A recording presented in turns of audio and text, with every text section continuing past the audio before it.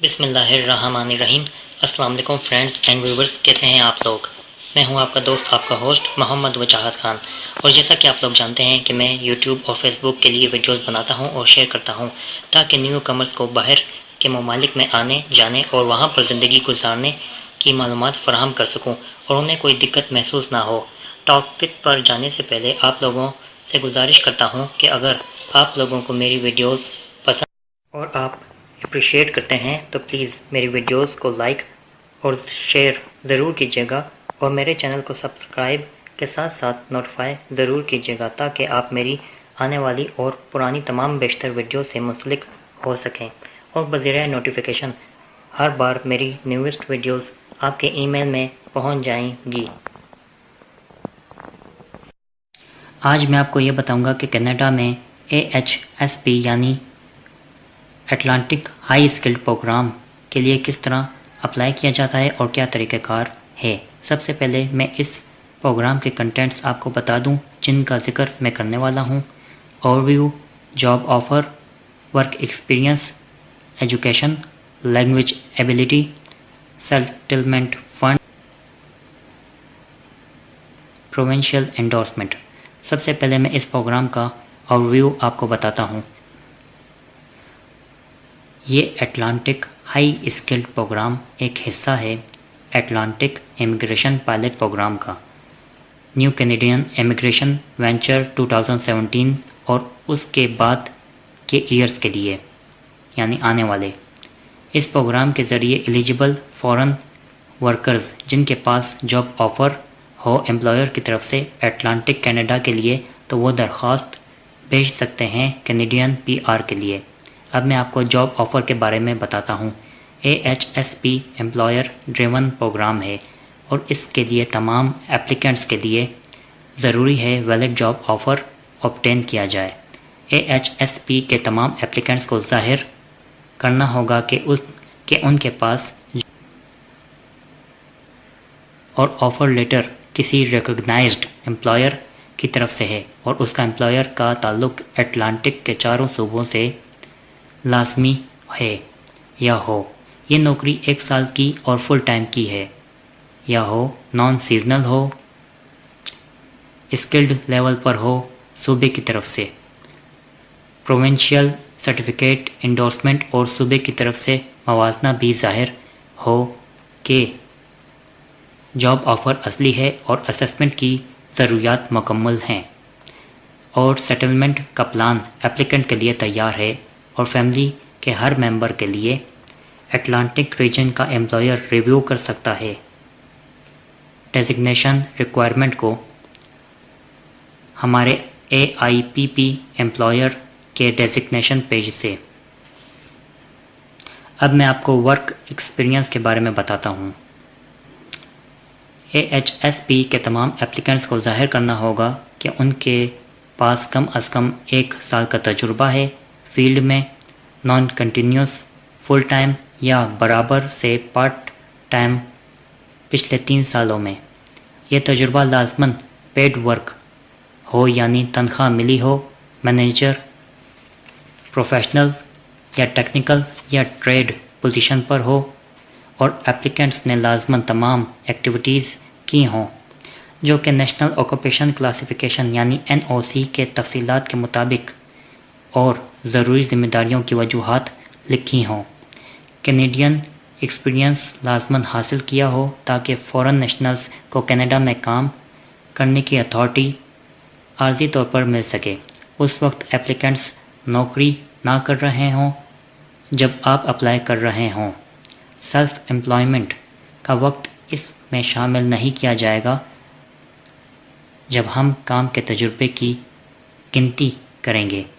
ہاں، تعلیم کرتے وقت کام کی گنتی کو بھی شامل یا شمار کر، لیکن کام کی نوعیت یا حساب گھنٹہ بڑھا نہ ہو تو اس مدت میں۔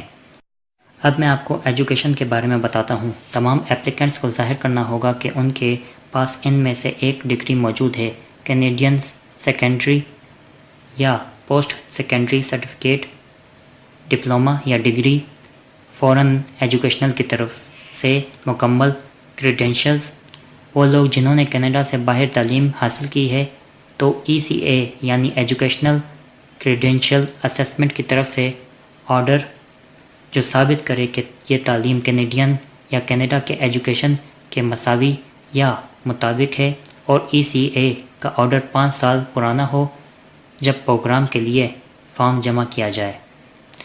اب میں آپ کو لینگویج ایبلٹی کے بارے میں بتاتا ہوں۔ تمام درخواست گزاروں یعنی اپلیکنٹ کو ظاہر کرنا ہوگا کہ آپ کی language ability fluent basic level پر کوئی سی بی یعنی انگلش یا فرینچ کے آپ اس بنا پر اپلائی کر سکیں، اور یہ دونوں یا ان میں سے ایک languages Canadian language bench mark کے مطابق لیول 4 کے مطابق ہو، اور ان میں یہ ٹیسٹ منظور ہوتے ہیں۔ انگلش میں IELTS یعنی international English language testing system میں جنرل فیلڈ، اور فرینچ میں CELPIP یعنی Canadian English language proficiency index program میں جنرل فیلڈ، یا ٹیف یعنی ٹیسٹ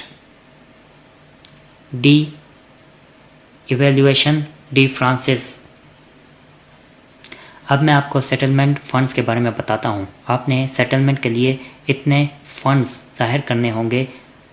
اگر ایک شخص جا رہا ہے تو فنڈز 3075 یعنی 3075 کینیڈین ڈالر بینک میں شو یا ظاہر کرنے ہیں۔ 2 ایڈلٹ جاتے ہیں تو فنڈز 3828 کینیڈین ڈالر بینک میں ہوں۔